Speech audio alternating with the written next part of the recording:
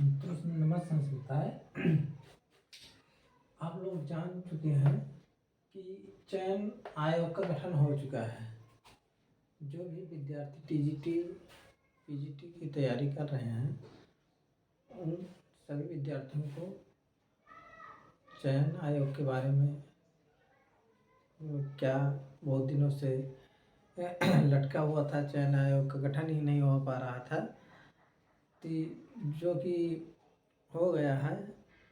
बहुत सारे मित्रगण जान रहे होंगे कि अब परीक्षा की बात आती है तो परीक्षा का भी अब जब गठन हो चुका है तो परीक्षा कब कितनी जल्दी करवा दी जाए ये कोई पता नहीं है।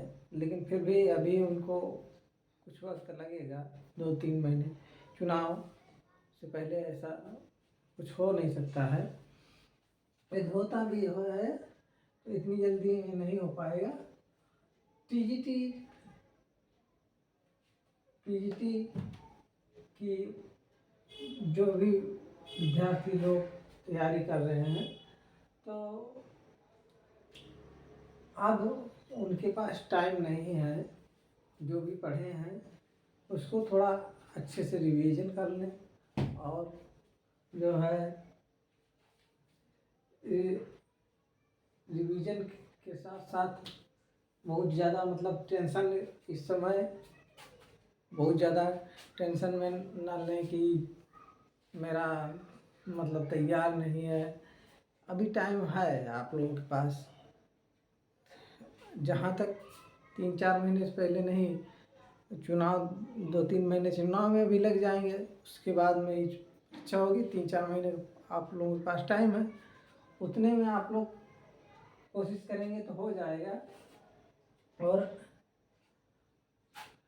ज़्यादा दिक्कत लेंगे तो हो सकता है आपको दिक्कत हो जाए। तो मैं ये कहता हूँ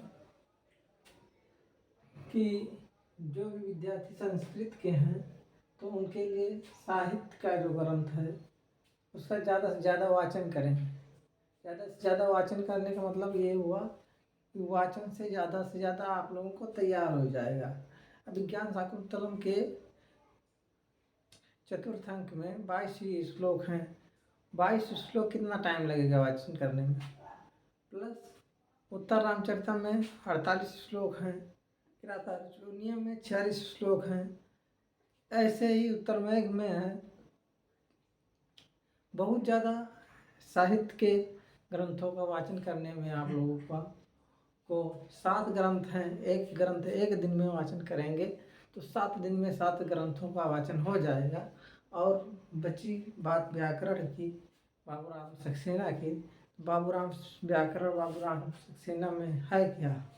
संधि है, समास है, कारक है, प्रत्यय है और ये संस्कृत की जो गिनती होती है 1 से 100 तक, इसी से क्वेश्चन पूछा जाता है। तो मैं ये तो नहीं कहता कि ये बहुत आसान है, तैयार कर लेना। लेकिन हाँ, यदि आप मेहनत करेंगे तो हो सकता है। रही बात प्रवक्ता की, प्रवक्ता में ये मैं भी प्रवक्ता का दिल्ली में हुआ था, पर संस्कृत विषय से ना होने के कारण मैं नहीं गया। और इस प्रवक्ता में संस्कृत कारण क्या था नहीं गया मैं। मुझे संस्कृत में रुचि होने के कारण मैं नहीं गया, और भी कारण हैं। तो प्रवक्ता में मैं ये बता रहा था, जैसे टीजीटी में आप लोगों को बताया कि साहित्य के ग्रंथ और व्याकरण में, तो ऐसे पीजीटी में साहित्य और व्याकरण दो ये तो है ही हैं, प्लस इसमें एक चीज़ और जोड़ दिया गया है। एक क्या, 2-3 चीज़ें हैं।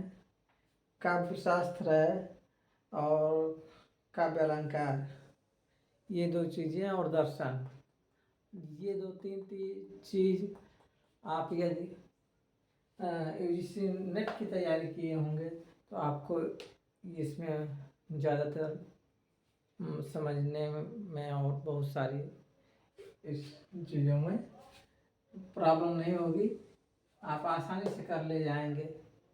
यदि आपका अच्छे से टीजीटी तैयार है, यूजीसी तैयार है, तो पीजीटी में आपको दिक्कत नहीं होगी। यदि अच्छे से पीजीटी तैयार है तो टीजीटी में भी ज़्यादा दिक्कत नहीं होगी। थोड़ी बहुत 19-20 का अंतर रहता है। 19-20 का अंतर, जिसे अभिज्ञान शाकुंतलम इसमें पूरा रखा गया है। टीजीटी में इसमें केवल चतुर्थ अंक ही रखा गया है।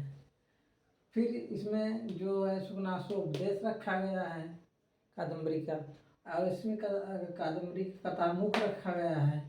तो ऐसे ऐसे ये लगभग ग्रंथ तीनों में सेम ही रहते हैं। बहुत ज़्यादा डिप्रेशन नहीं रहता है। संस्कृत के ही ग्रंथ रहते हैं।